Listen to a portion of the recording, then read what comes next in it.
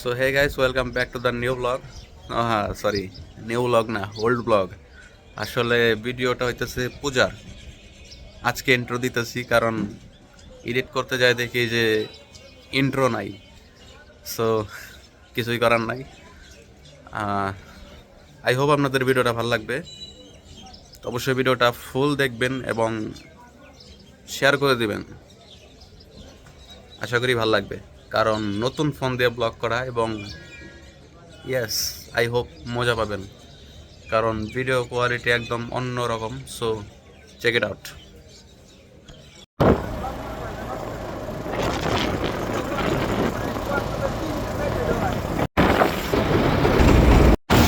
অনেকক্ষণ ট্রাভেল করার পর তো চলে আসলাম আমাদের প্রথম ডেস্টিনেশনে। তো যেখানে দেখতেই পাচ্ছেন আপনারা যে টেবিলে বসে আমরা বিয়ে বাড়িতে খাওয়া দাওয়া করি, সেই টেবিল এখন আমরা পুল হিসেবে ব্যবহার করছি বিপদে পড়ে। সো চারিপাশে হয়তো বা বৃষ্টির জন্য জল জমে আছে, আর এইদিকে আমি ঘেমে পুরা অবস্থা খারাপ। 2টা বাজে ঘড়িতে, খিদে লেগে গেছে, বাট খাওয়ার কোনো ব্যবস্থা নাই। বুকের প্রথম বোতাম খুলে সেনজির বাহিরে খোলা হাওয়া খেতে খেতে চললাম আমরা দ্বিতীয় গন্তব্যের উদ্দেশ্যে। আহ, কি শান্তি! গ্যাস না থাকায় সেটাও আমরা নিয়ে নিলাম। সো এটা হচ্ছে আমাদের দ্বিতীয় ডেস্টিনেশন। এটা হচ্ছে সাইড থেকে একদিকে পুরুষ ঢুকতে পারবে আর একদিকে মহিলা ঢুকতে পারবে। তো ভেতরে ঢুকলে পরে বোঝা যাবে যে কি পরিমাণ ডেকোরেশন করা হয়েছে। বাইরে থেকে অতটা ভালো করে বোঝা যায় না, বাট ভিতরে দেখেন কি পরিমাণ খরচ করা হয়েছে। এবং এখানে প্রতি বছর পূজা করা হয়, প্রতি বছর নতুন নতুন গেট করা হয় এবং গেটটা অনেক ইউনিক হয়। আর যে পরিমাণ খরচ করা হয়েছে একদম দেখার মতো।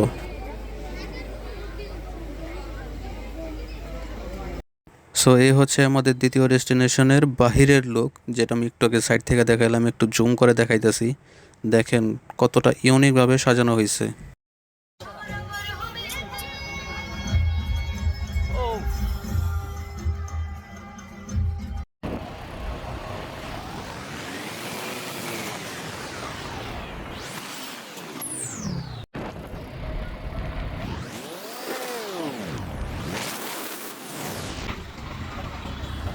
সো আমরা চলে আসলাম আমাদের তৃতীয় গন্তব্যে। অনেকক্ষণ চলার পর সন্ধ্যা হয়ে গেছে, জাস্ট গরম একটু কম কম লাগতেছে। জায়গা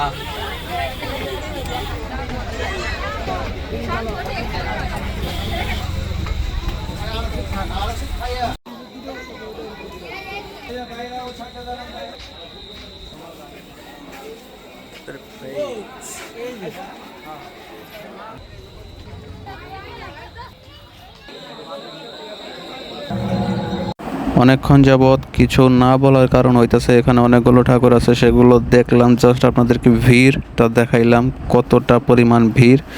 সো এখন আমরা যেতেছি পরবর্তী গন্তব্যে।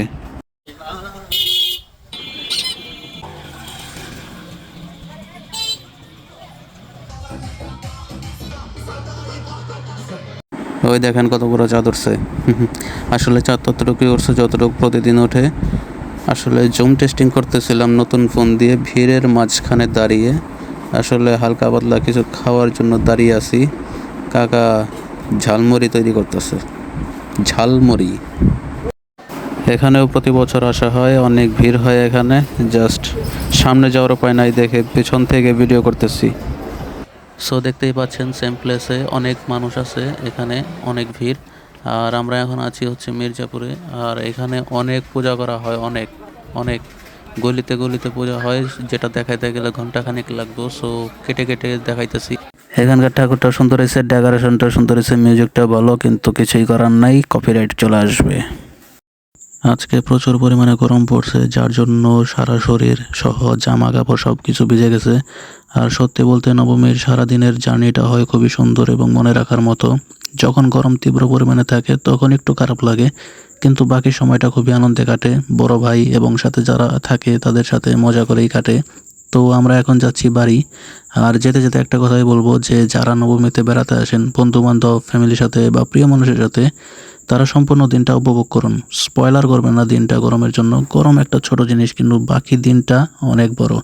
সো সম্পূর্ণ দিনের জন্য বলবো সবাইকে হ্যাপি জার্নি। আরেকটা কথা ছোট্ট করে বলি সবাইকে, শুভ নবমী। আর হ্যাঁ, আরেকটা কথা, সারাদিনের ভেতরে কিছু মুহূর্ত ছবি আকারে আছে, সময় থাকলে দেখে যাবেন। ধন্যবাদ সবাইকে এই অবধি সাথে থাকার জন্য, and love you guys, piece.